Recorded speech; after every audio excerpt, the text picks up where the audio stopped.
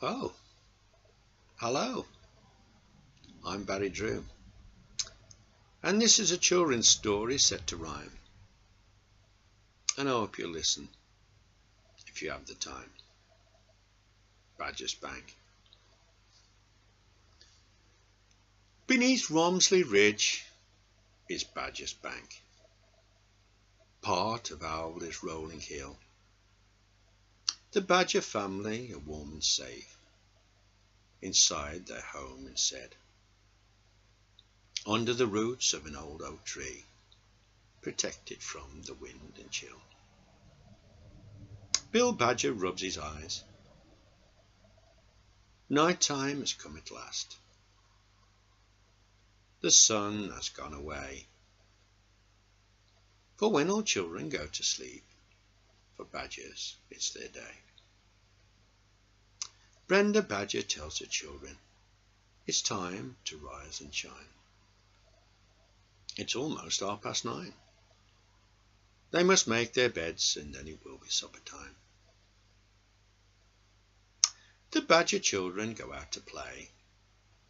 They run around, they're having fun, they're shouting. Brenda Badger preens her coat. Daddy Badger takes a drink from the hillside fountain. They're all very excited because they're going on a family outing. At 10:30 they all set off, hoping to collect lots of hazelnuts. Daddy Badger takes a sack. So off they go in single file, Daddy leading from the front, children in the middle, Mommy at the back. Down in the cornfield they hear a noise. It's Foxy on his nightly hunting trip. Good evening, Foxy, they say as Foxy passes by. Good evening, Badgers, was Foxy's reply. And then he said, it's very wet down by the duck pond. Take care not to slip or slide. Thank you, said the Badgers. And at that, Foxy gave his great bushy tail a wave from left to right,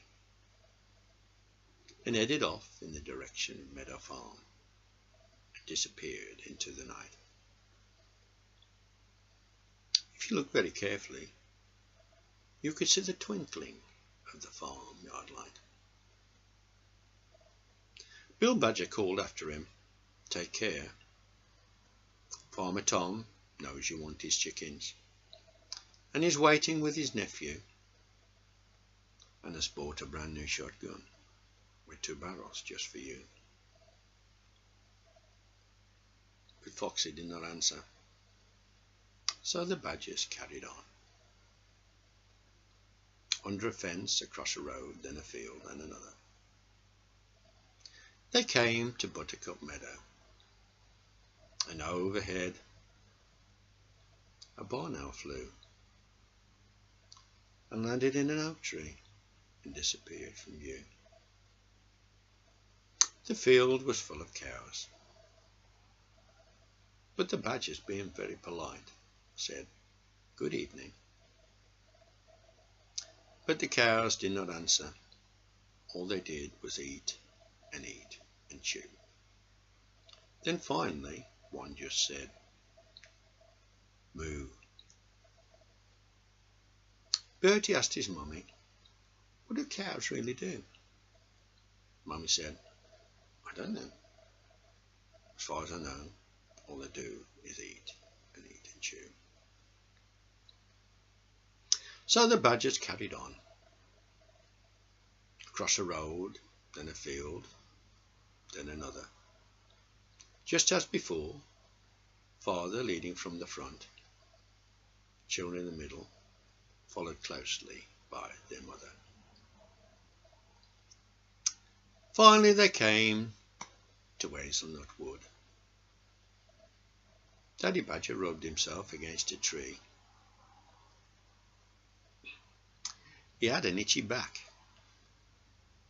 Mummy and the children all helped to fill hazelnuts into their sack.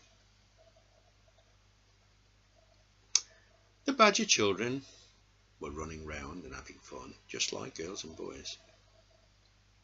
Then, way up in a tree, Cyril Squirrel popped his head out of a hollow and shouted down, "I'm trying to get some sleep. Who's making all that noise?" But it was far too dark for him to see. So he just said, "Is that you, Badgers? Don't eat all those hazelnuts. Please leave some for me." Well, the moon came out from behind a cloud, with moonbeams shining bright. And at that, Cyril went back to bed, and all he said was, "Good night." The children went off into the woods to play some games, leaving Mum and Dad looking up at the stars. And over in the strawberry fields, the gypsies played their guitars. In Bluebell Wood, there was the smell of wood smoke on the breeze, and a light shone brightly through the trees. It was the woodman making charcoal, and he warmed his hands on bended knees. Over at Meadow Farm, Farmer Tom and nephew Phil were standing guard. They knew Foxy was on the prowl, and he wanted Farmer Tom's prize when it fell. So to keep his chickens from harm, he gave them some corn for supper, and he locked them in the barn. Back in Hazelnut Wood, the Badger children became upset when playing hide and seek. Bertie was supposed to count to 100 before going to find the others. But Betty said he'd only counted 89. Bertie said, "That's not true, you've lied." Father said, "Stop arguing. Play something different instead. It's up to you to decide." So they found a fallen tree, and they used it for a slide. Later, Father called the family together. He knew the night it wouldn't last. Daytime was coming fast. So off they set as before, Father leading from the front, then the children, with Mummy coming last. Soon they were back in Buttercup Meadow. The cows were still there, some eating, some sleeping. Down in Alvely village, the church bell rang. Then over in Meadow Farm, there was 2 almighty bangs. 5 minutes later, Foxy came running very fast. His tail was all black and smoking. Bill called after him, "I did warn you. Now you know I wasn't joking." Then, as if someone had waved a magic wand, Foxy jumped 6 feet in the air and came down bottom first and landed in the duck pond. The Badger family laughed so much, their eyes was full of tears, and when Foxy heard them laughing, he covered up his ears. Finally, the Badgers went on their way, leaving Foxy where he lay. Soon they were back home on Badger's Bank, and there to meet them was Auntie June and Uncle Frank, with their children Rosie and Marty. They'd all forgotten it was Uncle Frank's birthday.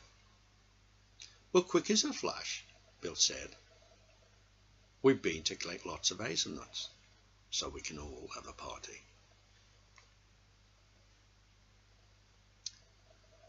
The sun was coming up and it was starting to rain. But down in the badger's set, it was warm and safe. It felt good to be home again. There was singing and dancing in the badger's parlour. "Let's sing happy birthday," said Father. Well, they had such fun, telling stories of Foxy and Farmer Tom.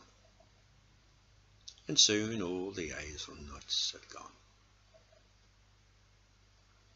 Mummy said, "Look at the time.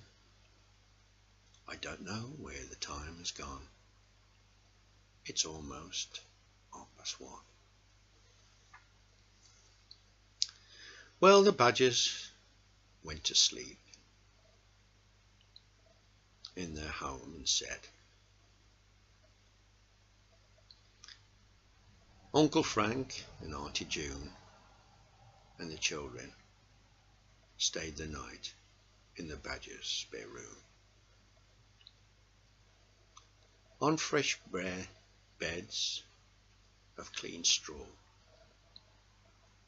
And outside the badger's set, you could hear them whistle and snore. And this kept their neighbours awake, the rabbits who lived next door. But soon all was quiet again. Outside the weather was cold and wet. But down underground, the badgers were warm and safe inside their home, their set. Thanks for listening. Goodbye.